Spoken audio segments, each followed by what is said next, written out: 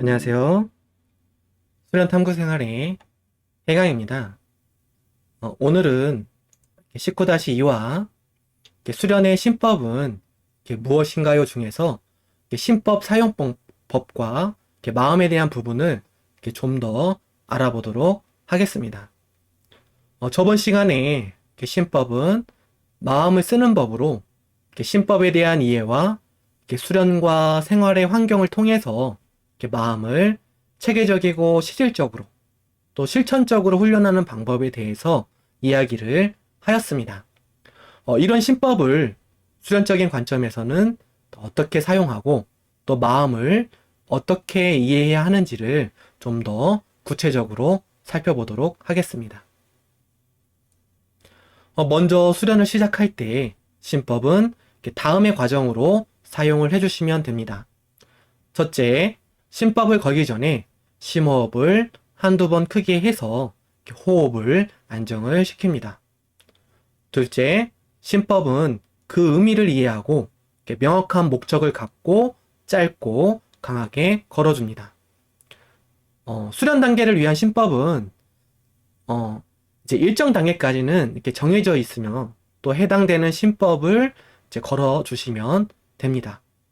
자, 셋째, 신법은 3회 정도 되뇌인 후에 수련 중에는 다시 걸지 않도록 합니다. 신법을 자주 반복한다는 것은 스스로가 신법과 자신에 대한 믿음이 약해지기 때문에 그렇습니다. 그 마음은 그렇게 어떤 이제 생각을 해서 되는 게 아니라 이전 시간에 이야기하였듯이 신법에 대해서 검증하고 확인하는 과정을 통해서 스스로가 깨우친 만큼 그 믿음과 심력이 커지는 것입니다. 그래서 마치 이렇게 주문처럼 또는 연불을 외는 것처럼 수련 중에 계속 반복적으로 되뇌이지 않도록 주의를 하고 수련 중에 다시 거는 경우는 졸음 등으로 인해서 수련의 흐름이 크게 깨어져 버린 경우에 한 번 정도 다시 걸고 수련에 들어가면 되겠습니다. 마음을 쓰는 이제 법이기도 한 신법은 수련 단계에 따라서 다음에 이제 세 가지 단계로 나뉘게 됩니다. 첫째, 자, 무의식 단계에서의 신법은 마음의 어떤 이렇게 지향점을 설정하고 모든 의식과 마음을 이렇게 성문에 두도록 하면서 신법에 따른 이제 변화의 확인을 통해서 그 신법을 이해하면서 신법의 기본적인 힘을 익히게 됩니다. 둘째, 자, 의식 단계에서는 실제로 의식과 마음을 활용해서 이제 기운을 실제로 운용하면서 기운과 마음이 이렇게 좀 더 일치되게 하는 그런 마음의 힘을 키우는 과정이 됩니다. 이때는 그런 의식의 배분을 조절하면서 신법의 힘을 숙달하고 자신의 기력을 바탕으로 이제 기감으로 의식과 이제 마음의 작용을 이렇게 검증하고 확인하면서 이제 공부를 하게 됩니다. 셋째, 자, 비수련 단계에서의 신법은 지난 과정에서 터득되고 강화된 심력을 바탕으로 이제 이런 육신을 매개하지 않고 빛의 차원에서 수련을 하면서 더 근원적인 차원의 신법을 이해하고 터득합니다. 이처럼 신법에 이렇게 요체를 익혀나가는 체계적이고 논리적이고 합리적인 과정이 있어야 이제 신법에 따른 이렇게 심력이 이렇게 무리 없이 훈련이 되고 이제 궁극적인 차원의 그 신법의 힘은 언중도력이라는 힘으로 표현이 되게 됩니다. 자, 수련을 하다 보면 신법, 심결, 시문이라는 이야기를 듣게 되는데 이에 대해서 간략하게 설명을 해보도록 하겠습니다. 첫째, 신법은 마음을 쓰는 방법으로 수련의 목적과 방향성을 이야기를 합니다. 예를 들어 기운을 성문 단전에 모아야지 또는 기운을 보내서 치료를 해야지 등으로 이해를 하시면 되겠습니다. 둘째, 심결은 이제 마음을 가질 때의 상태라고 보시면 될 것 같습니다. 그 신법을 걸 때 마음이 무념, 무상, 충만함, 고요함, 자신감의 상태일 때 신법이 더 잘 적용하듯이 그 결을 잘 이해하고 활용하는 것이 중요합니다. 결은 어떤 성품의 바탕이나 이렇게 상태를 의미하는 것으로 이렇게 숨결이 숨을 쉴 때의 상태인 것처럼 심결은 마음을 가질 때의 상태의 의미를, 그러니까 상태를 의미한다고 보시면 되겠습니다. 호흡으로 보면 이렇게 성문을 중심으로 이제 호흡이 되고 이렇게 들숨과 이렇게 날숨의 비율이나 또는 호흡의 길이를 이제 성문호 기준에 맞췄는데 그것을 이렇게 조급한 마음이나 또는 억지로 하는 마음으로 인위적으로 그렇게 하고 있다면 이제 바른 호흡의 숨결이라고 하기는 어렵지 않을까 합니다.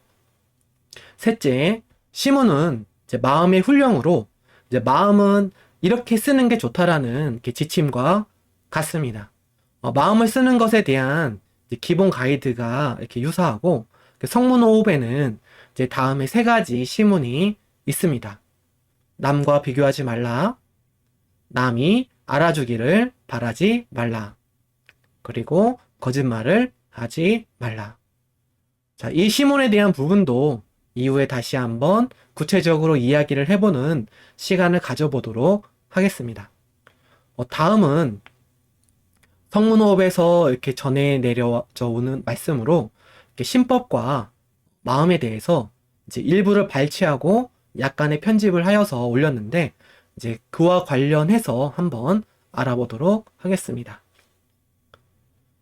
자, 도인의 신법은 여타 신법과는 다르다.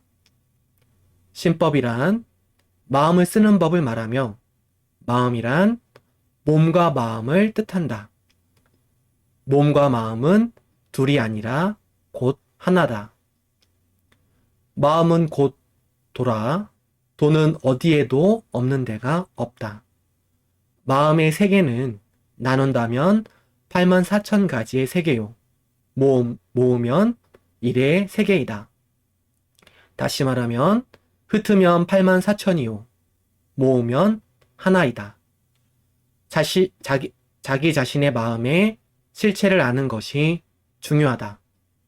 그 마음의 실체를 알면 마음 하나로 능히 삼라만상을 알고 나누어 84,000가지로 쓰고 전지간에 흩어진 마음 84,000가지를 하나로 모아 가볍게 하여 쓴다. 이것이 마음을 쓰는 법으로 도문의 신법은 마음을 아는 법이 아니라 마음의 실체를 보고 그것을 바탕으로 마음을 쓰는 법을 우리가 마땅한 말이 없어서 신법이라 부른다. 자, 여기서 몸과 마음을 합쳐서 이렇게 마음이라는 표현이 있고 그것은 둘이 아니라 곧 하나다는 말이 있습니다.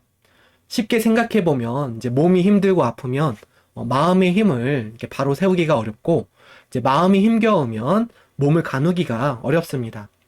그렇기 때문에 수련의 목적이 이렇게 몸이든 마음이든 또는 거듭남이든 이렇게 모든 것은 이렇게 마음을 공부하는 과정이 되고 또 건강을 위해서 수련을 하더라도 궁극적으로는 자신의 마음을 알아가는 공부의 과정이 되기도 한다는 것입니다.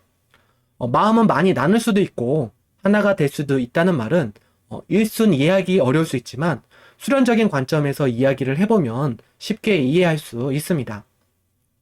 이는 의식 수련에서 의식의 어떤 배분을 통해서 마음을 쓰는 법을 다양하게 익히고 동시에 여러 개의 경락을 운기할 수 있게 되면서 이것은 하나의 의식을 이렇게 쪼개서 쓰는 것이 아니라 여러 개의 의식을 각각 100%로 쓰는 것이기 때문에 이제 그렇게 쓰는 의식을 단 하나에 집중해서 쓰면 그 힘은 몇 배로 더 커지는 것과 같습니다. 이렇게 마음의 실체를 보고 그것을 바탕으로 이제 마음을 쓰는 법을 알아가게 됩니다. 자, 다음 도문의 신법은 도법이다. 도법은 하나요, 열이다. 그래서 도는 11이다. 11는 10일이고 10일은 처음과 끝이다. 처음과 끝을 다 포함하니 굳이 신법의 가지를 정하라면 전 경락이 12 대신법이요 360혈이 360 소신법이다. 하늘에 있는 것은 천신법이요 땅에 있는 것은 지신법이요 사람에게 있는 것은 정이다. 사람에겐 정이 있어야 신법이 밝아진다. 군신간에는 충심, 사제지간엔 도심과 충신, 부자지간엔 효심, 부처에겐 자비, 예수에겐 사랑. 신법을 글이나 학문으로 논하려 하면 참 법을 알지 못한다. 학문이 아닌 마음으로 마음을 아는 게 제대로 알 수 있는 신법이다. 그래서 신법을 익히기란 어렵다. 유일한 신법을 터득하는 길에는 자신의 마음을 먼저 알아야 신법을 터득할 수 있다. 이것이 가장 중요한 것이며 자신의 마음을 아는 길이 빛의 세계를 아는 것이고 빛의 세계를 알려면 선도를 해야 한다.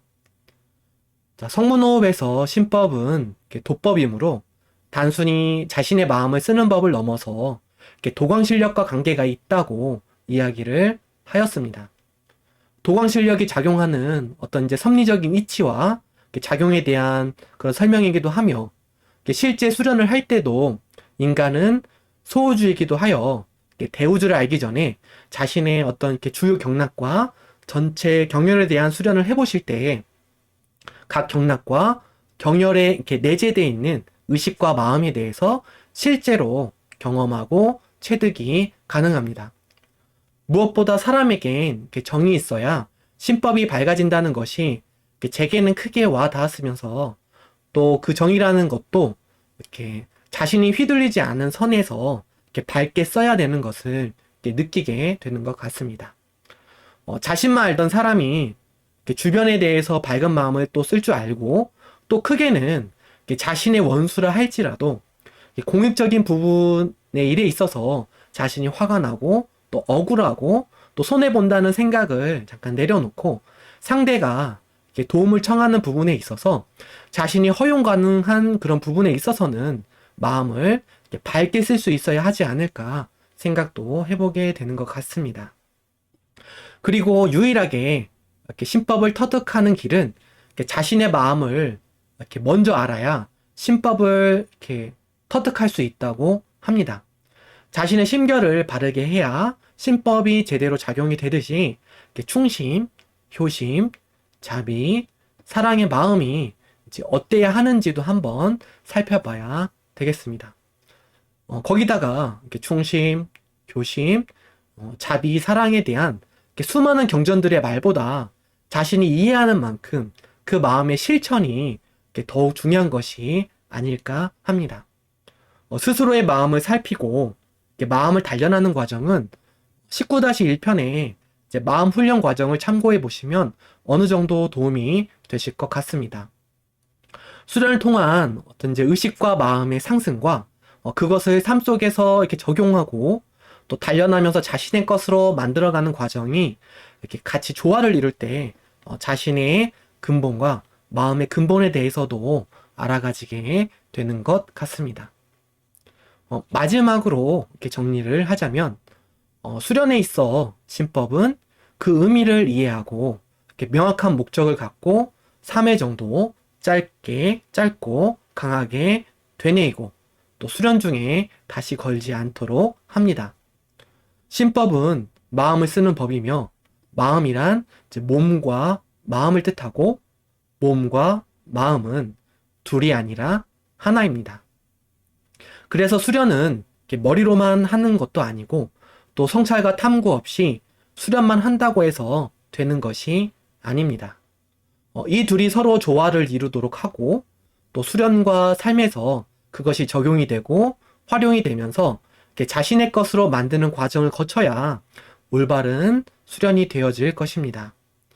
작고 소소한 방법이라도 꾸준한 방법과 실천 속에서 실질적인 자신의 힘이 되는 것이니 이제 많은 것들을 이렇게 다 이해하고 이렇게 다 실천하려고 하기보다는 이제 마음에 와 닿았던 거, 작은 것 하나라도 자신의 것으로 만들려고 이렇게 해보시다 보면 그것을 바탕으로 점차 마음에 대해서 알아가지게 될 것입니다.